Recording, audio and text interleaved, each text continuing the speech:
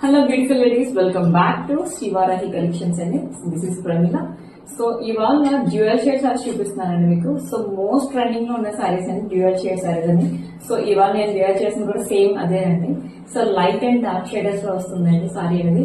So sorry చెప్పాలంటే body హకింగ్ అండి, total గా అయితే బాడీ హకింగ్ లో ఉంది సారీ అనేది.